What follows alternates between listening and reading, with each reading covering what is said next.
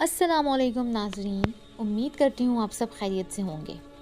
नाजरीन, डॉक्टर्स को मरीज़ों के लिए मसीहा समझा जाता है और इस सोसाइटी में भी उसे बहुत ही कदर की निगाह से देखा जाता है।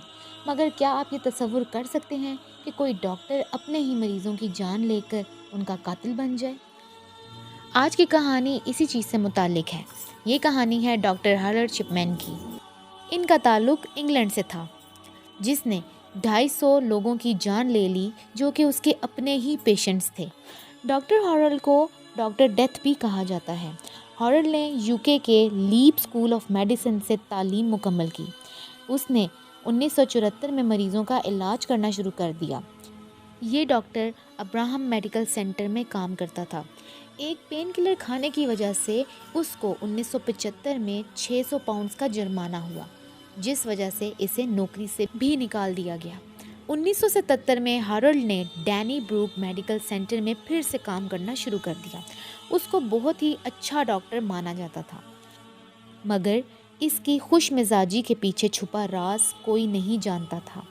नाजरीन, डॉक्टर हॉरल्ड अपने मरीज़ों को इलाज के कुछ ही अरसे बाद मार दिया करता था। इस चीज़ की शुरुआत 1975 में हुई थी, जिसमें इसने एक ईवा नामी खातून को पेन किलर की हैवी डोज देकर मार दिया। नाज़रीन, यहाँ मैं बताती चलूँ कि डॉक्टर हॉरल्ड की माँ को लंग्स कैंसर था और डॉक्टर्स उनको डायामॉर्फिन पेन किलर दिया करते थे, मगर उसकी मौत हो गई। शायद इसी वजह से जब वो खुद डॉक्टर बना तो उसने ये मेडिसिन जुनूनी होकर अपने मरीज़ों को देना शुरू कर दी। वक्त गुजरने के साथ साथ हॉरल्ड ये काम करता रहा और मरीज़ों को मारता रहा। मरने वालों में ज़्यादा तादाद औरतों की थी, जो तकरीबन 60 से 70 साल के दरमियान की थीं। मगर इतना सब कुछ होने के बाद हॉरल्ड पर कभी शक किसी ने नहीं किया।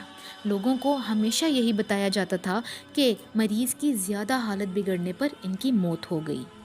डैनी ब्रूक हॉस्पिटल में इसने तकरीबन 70 लोगों को कत्ल किया। इसके बाद इसने अपना अलग क्लिनिक बना लिया।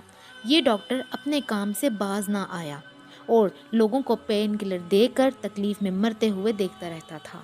हॉरल्ड 200 से ज़्यादा लोगों को कत्ल कर चुका था। ये मैनचेस्टर में रह रहा था और वहाँ के डॉक्टर्स का शक इस पर गया, क्योंकि डॉक्टर्स भी हैरान थे कि आखिर ऐसा क्या है जो हॉरल्ड के पास जाने वाला हर मरीज़ मौत के मुंह में चला जाता है।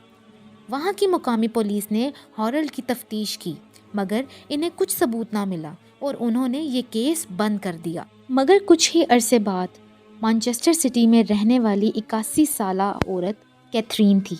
वो अपने इलाज के लिए डॉक्टर हॉरल्ड के पास गई और उसको भी यही पेन किलर देकर मार दिया गया।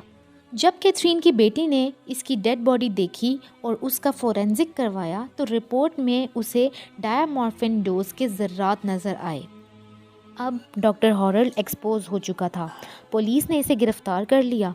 2000 में हॉरल्ड को उम्र कैद की सज़ा सुना दी गई, जिसमें वो कभी रिहा नहीं हो सकता था।